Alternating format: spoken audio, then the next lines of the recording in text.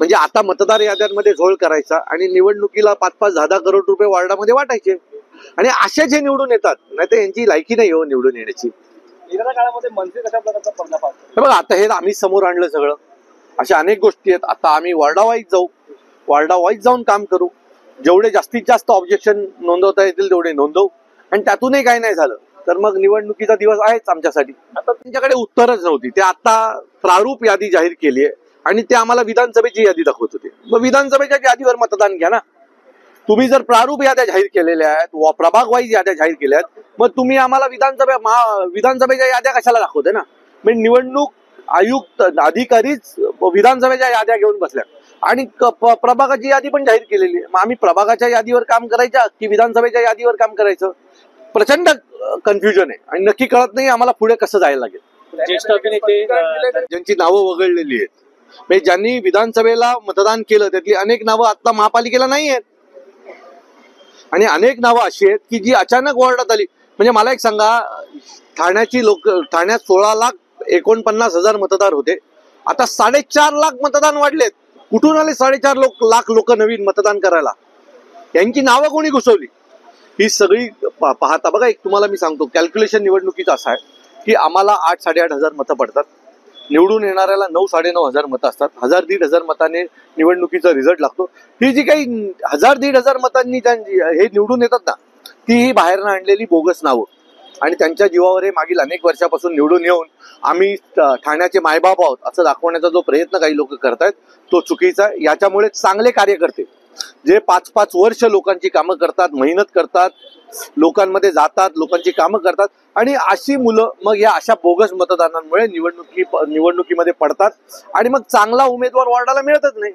कोणाची तरी बायको जी कधी रस्त्यावर आलेली नसते, जिचं काही राजकारणाशी संबंध नसतो, ती नगरसेवक होते आणि 5 वर्ष ती घरात बसून राहते. त्यामुळे त्या वॉर्डाची वाट लागते. माझी मतदारांना पण विनंती आहे, चिन्ह पाहू नका, काम करणाऱ्या मुलांना संधी द्या, नाहीतर तुमच्या शहराचा वाटोळा होईल एवढं नक्की. मतदारांच्या फायद्यासाठी आता तुम्ही देखील या ठिकाणी तुम्ही भेट घेण्याकरता आला होता, परंतु जे अधिकारी होते ते लग्नामध्ये व्यस्त होते, आज पुन्हा तुम्ही धडक गेले. मला असं वाटतं की ज्या प्रारूप याद्या जाहीर केल्या आहेत त्याच्यामध्ये प्रचंड घोळ आहे. जवळजवळ प्रत्येक प्रभागामध्ये बाहेरच्या याद्या घुसवण्यात आलेल्या आहेत. एक प्रभाग तर असा आहे की प्रभाग क्रमांक 3 त्याच्यामध्ये रेमंडची नावं आलेली आहेत.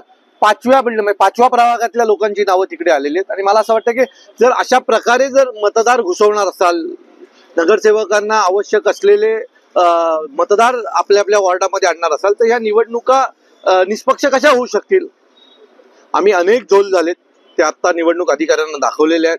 तेही निशब्द होते, त्यांनाही काही उत्तरं त्यांच्याकडे नव्हती. सो मला असं वाटतं की जर अशा प्रकारे निवडणुका झाल्या तर त्या जिंकणं कठीण होऊन जाईल.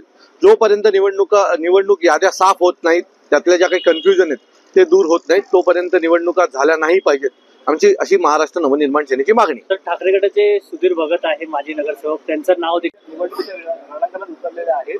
त्यांनी उमेदवारीचा अर्ज दाखल केला आहे. राष्ट्रवादी शरद पवार पक्षाच्या काळामध्ये मनसेचा कशा प्रकारचा पाठिंबा असेल? नजीब जमील हा आमचा सगळ्यांचा पदाधिकारी पेक्षा जास्त मित्र होता, एक प्रामाणिक कार्यकर्ता होता.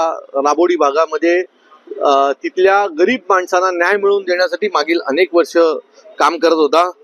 जर आमच्या जमीलची बायको उभी राहणार असेल तर मी सन्माननीय राजसाहेबांना विनंती करीन की त्याच्या विरोधात महाराष्ट्र नवनिर्माण सेना उमेदवार देणार नाही.